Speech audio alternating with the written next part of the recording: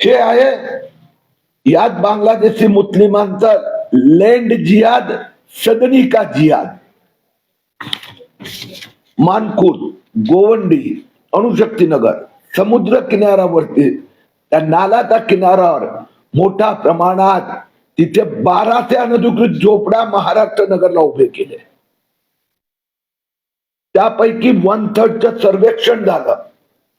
त्या 415 महापालिकेचा अधिकारी आणि ते लँड माफिया दोघांनी संगनमतानेच त्यापैकी अजून 30% सर्वेक्षण मध्ये 415 लोकांना पात्र ठरवलं. आमच्या तक्रारीनंतर महापालिकेने पुन्हा तपासणी केली, फक्त 44 लोक पात्र आहेत.